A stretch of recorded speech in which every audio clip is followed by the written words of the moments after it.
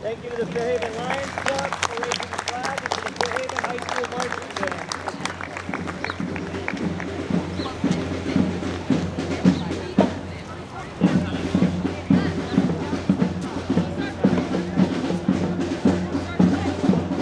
Today the kids think they're Catholic now.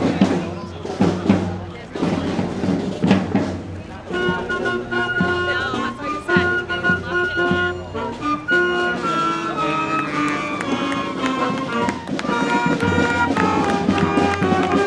in.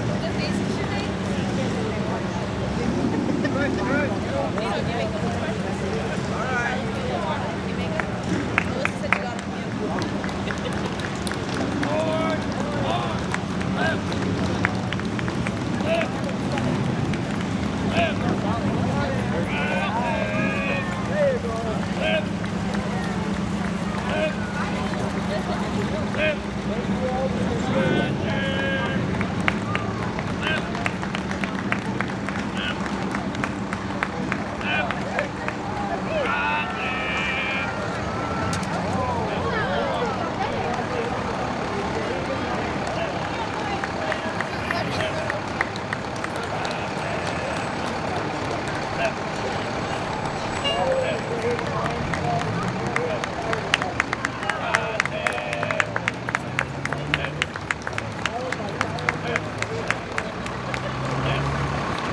child left behind.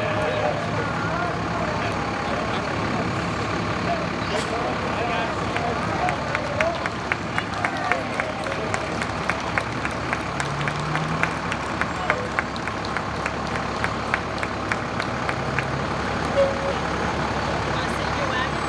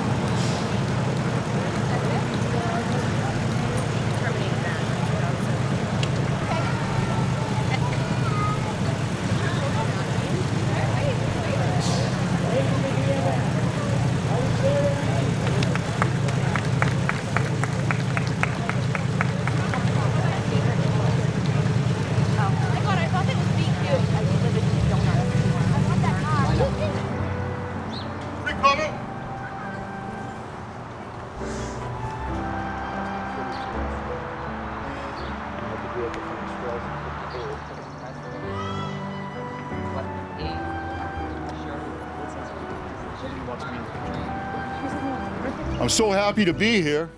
Well, we've been doing it virtual for the last 2 years because of COVID and the pandemic. And it's nice to see a big turnout like we have today. God bless all of you.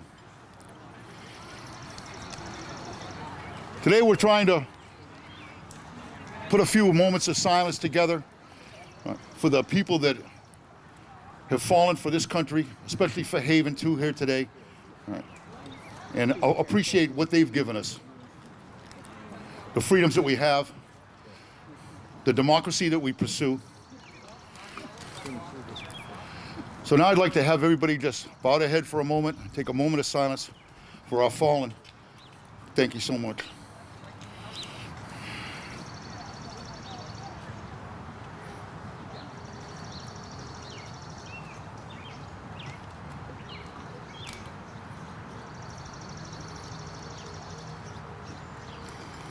Thank you.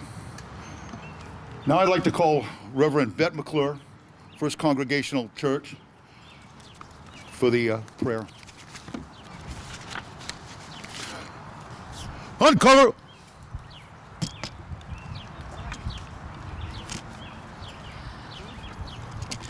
Let us draw our spirits together. As we gather today in the beauty of this place, let us draw our spirits together in unity. In the quiet sanctuaries of our own hearts, let each of us name and call on the one whose power over us is great and gentle, firm and forgiving, holy and healing. You who created us, who sustains us, who calls us to live in peace, hear our prayer this day. Hear our prayer for those who gave their lives in the service of others and accept the gift of their sacrifice.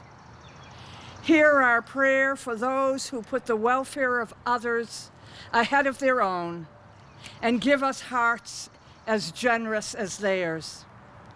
Hear our prayer for all who have died, whose hearts and hopes are known to you alone.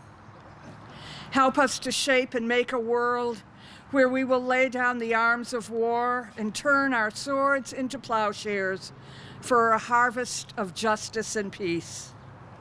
Comfort those who grieve the loss of their loved ones, and let your healing be the hope in our hearts. Hear our prayer this day, and in your mercy, answer us in the name of all that is holy. So may it be. So may it be. Amen. Amen. Thank you, Bet. Recover.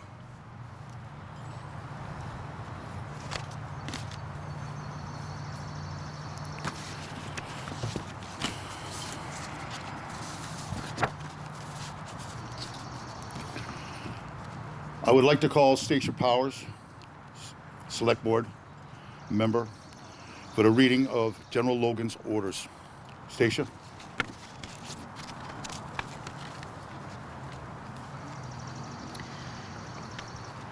General Orders Number 11, Headquarters, Grand Army of the Republic, Washington, which one? This one? Washington, D.C., May 5th, 1868, 1. The 30th day of May, 1868, is designated for the purpose of strewing with flowers or otherwise decorating the grave of comrades who died in defense of their country during the late rebellion, and whose bodies now lie in almost every city, village, hamlet, and churchyard in the land. In this observance, no form or ceremony is prescribed, but posts and comrades will, in their own way, arrange such fitting services and testimonies of respect as circumstances may permit.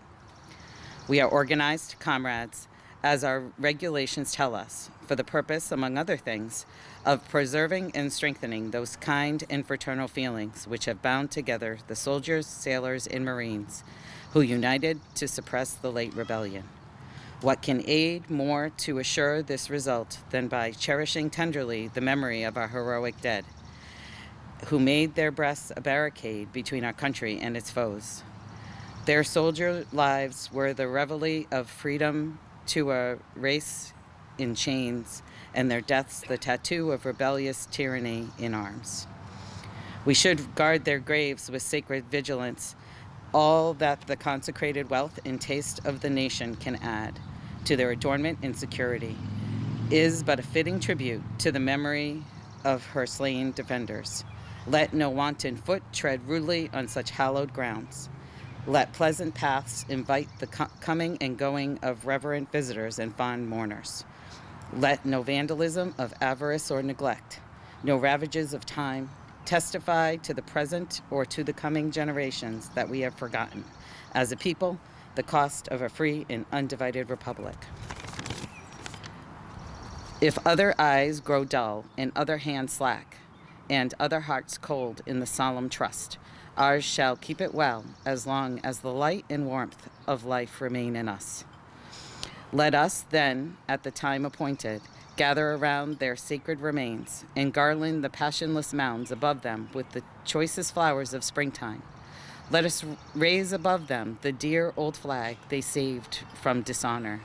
Let us, in this solemn presence, renew our pledges to aid and assist those whom they have left among us, as sacred charges among the nation's gratitude, the soldiers and sailors' widow and orphan. It is the purpose of the Commander-in-Chief to inaugurate this observance, with the hope that it will be kept up from year to year, while a survivor of the war remains, to honor the memory of his departed comrades. He earnestly desires the public press to call attention to this order and lend its friendly aid in bringing it to the notice of comrades in all parts of the country, in time for simultaneous compliance therewith. Department commanders will use every effort to make this order effective. By order of John A. Logan, Commander-in-Chief, MP Chipman, Adjutant General. Thank you.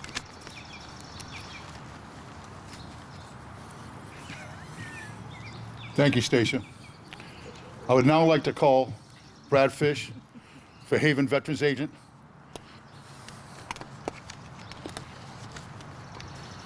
For the reading of the Governor's Proclamation. You want me to do that and then do the dead after? Okay. Whereas, while the nation was still recovering from the horrors of the Civil War, people in cities and towns across the country gathered to honor those Union and Confederate soldiers who had given their lives, celebrating the first Decoration Day. And whereas, after World War I, the nation came together again to honor those who had fallen in the service of their country, renamed Memorial Day. The last Monday in May is when people remember and honor the memory of all the men and women who have fought and died in all American wars and conflicts. And whereas, throughout our country's history, thousands of Massachusetts citizens have fought in wars and conflicts and to defend our safety and way of life. And whereas their legacy of patriotism and dedication to country is an inspiration to all Americans. And whereas it is appropriate that all Massachusetts citizens remember the bravery of those who gave their lives so that their sacrifice serve as a reminder of the cost of our freedom. Now therefore, I, Charles D. Baker, Governor of the Commonwealth of Massachusetts, do hereby proclaim May 30th, 2022 to be Memorial Day, and urge all citizens in Commonwealth to take consignment in this event and participate fittingly in its observance. Given at this Executive Chamber in Boston the first day of May in the year 2022 and the independence of the United States of America 245th. Thank you. Thank you, Brad. We'll now have the reading of the Gettysburg Address by the Senior Class President, Layla. Welcome.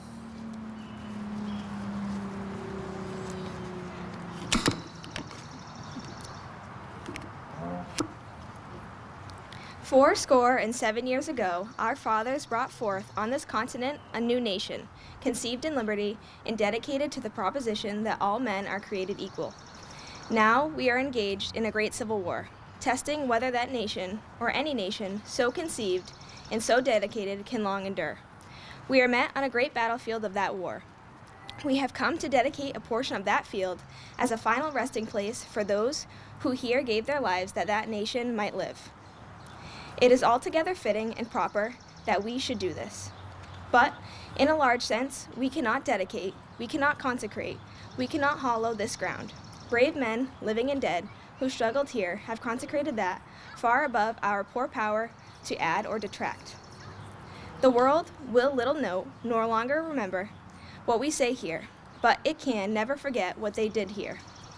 It is for us the living, rather to be dedicated here to the unfinished work, which they who fought here have thus far so nobly advanced. It is rather for us to be here, dedicated to the great task remaining before us, that from these honored dead we take increased devotion to that cause for which they gave the last full measure of devotion, that we here highly resolve that these dead shall not have died in vain, that this nation, under God, shall have a new birth of freedom, and that the government of the people, by the people, for the people, shall not perish from the earth.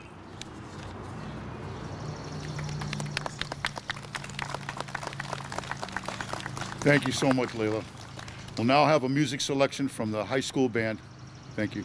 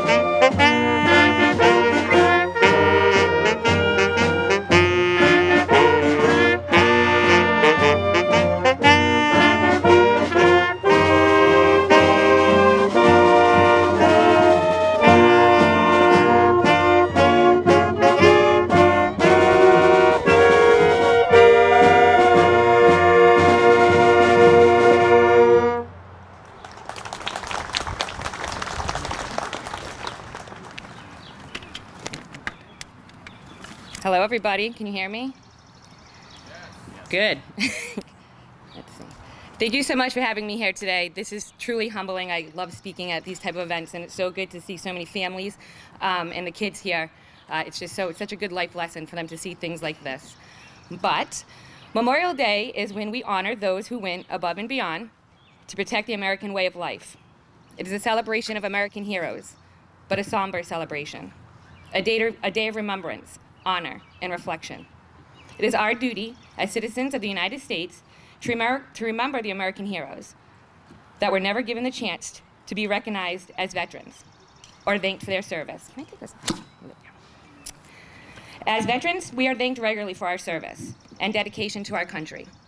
This is an unexpected privilege we receive when we leave the service, and it takes a while to become accustomed to. On Memorial Day, we as veterans ask only the same privilege be bestowed upon our fallen comrades. I always say, if it wasn't for them, we couldn't be us. I stand by this statement and ask for another moment of silence for all those who gave the ultimate sacrifice so we could be us standing here today.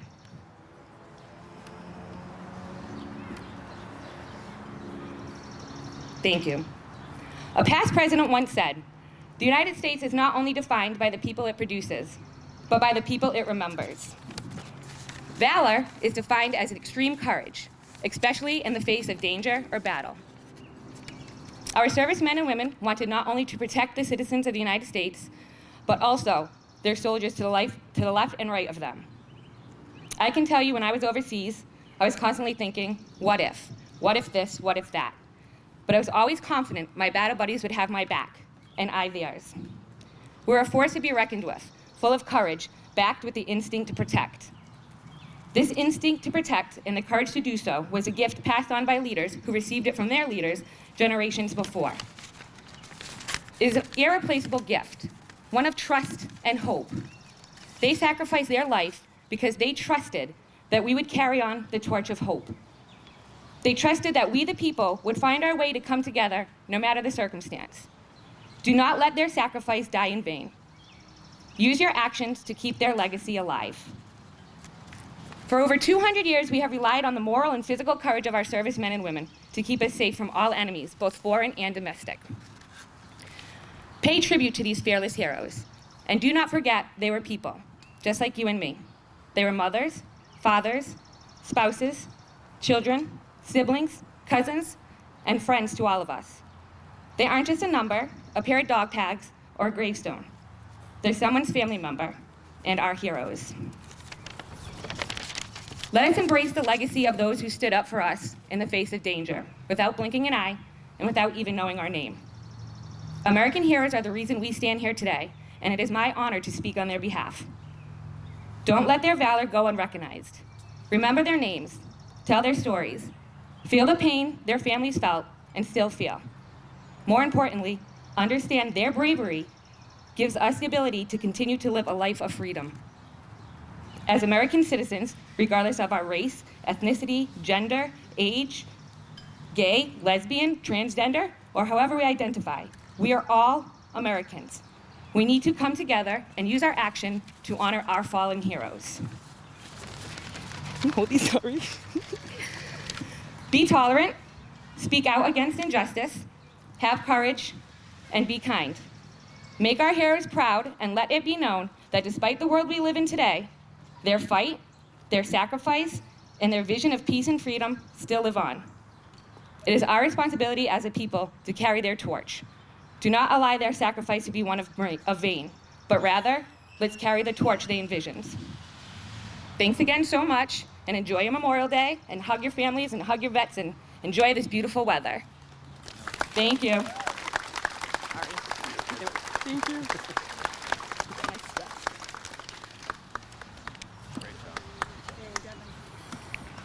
Thank you, Devin. I would now like to call all of our units to attention for the reading of the Veterans of Foreign Wars Fallen.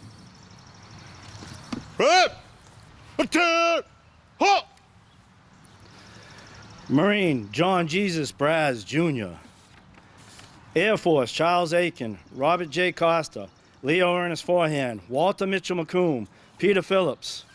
Army Robert A. Andre, James Kyle Anderson, Frank A. Bosworth, Frank John Costa, Henry Valentino DePina, Richard P. Gay, Donald J. Gomes, Philip Harding, Chester C. Jason, Manuel Megan, James Marshall, Wayne Curtis Mello, Stanley T. Mendes, David Dixon Nowick, Gene J. Russo, Frank Richard Strumpfire, Anthony Volk, Navy, Dennis J. Brienzo, Gerald J. Desroja, Albert Gonzalez, Donald Ray Griffith, Albert Clayton Jones, Henry Virgil Russo, John F. Ryan.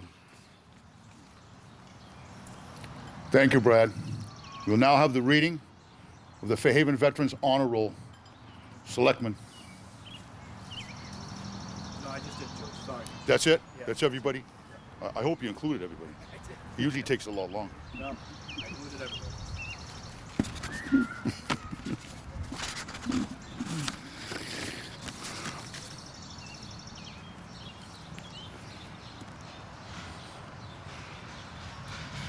Brett, present Holmes.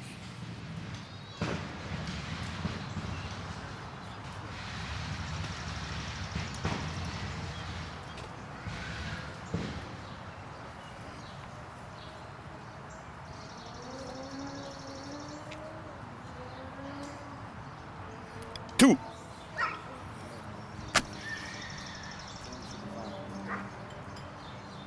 They gonna fire?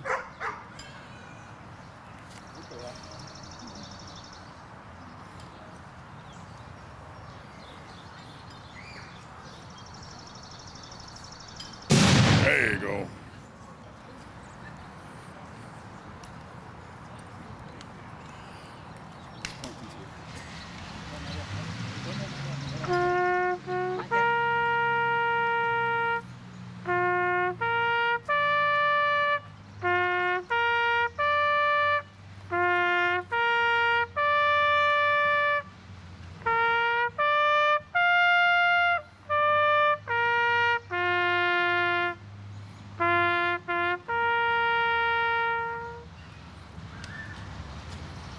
Recover.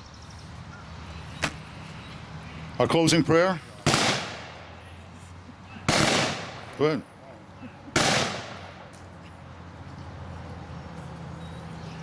Our closing prayer, Reverend Bette McClure.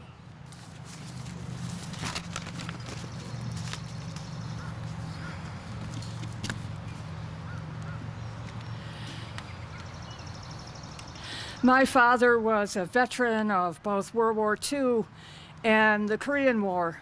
And when I was a little girl and we would go downtown around Memorial Day or Veterans Day and they were selling poppies, my dad would always buy me one and I was always so proud to wear it.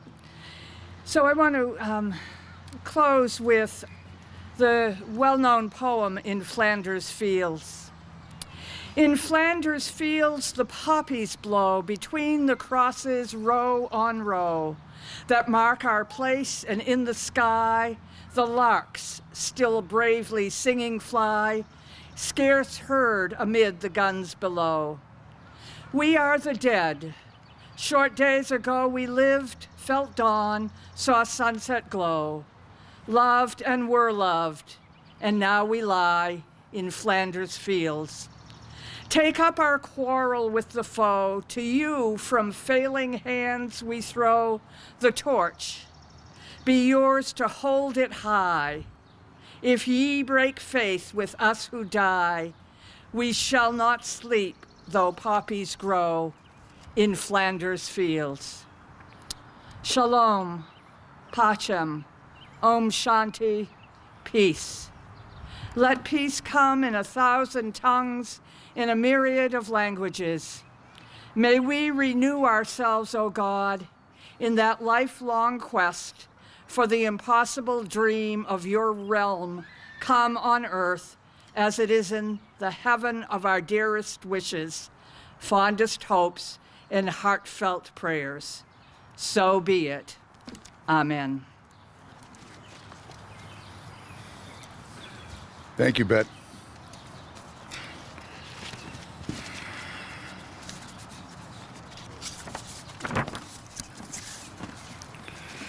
In closing, I'm called to remember how our country was started. When the biggest army and the biggest navy in the world chose to take this colony away from us, slaves, farmers, fishermen, doctors, and lawyers picked up arms and beat back the biggest army and the biggest navy in the world.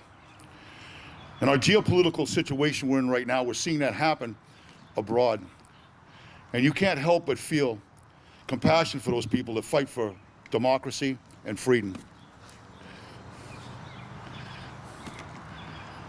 In the words of William Wallace, a great Scotsman,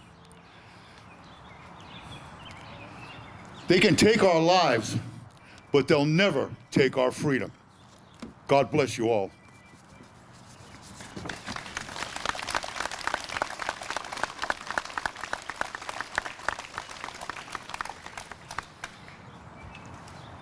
This concludes our ceremony for today.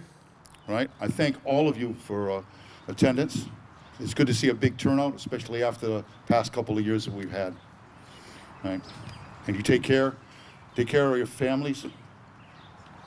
Give a veteran a pat on the back. And every time somebody says to me, "Thank you for your service, George," I always feel deep inside my heart that in a moment's notice, if the country called me, I'd be there in a minute. God bless you.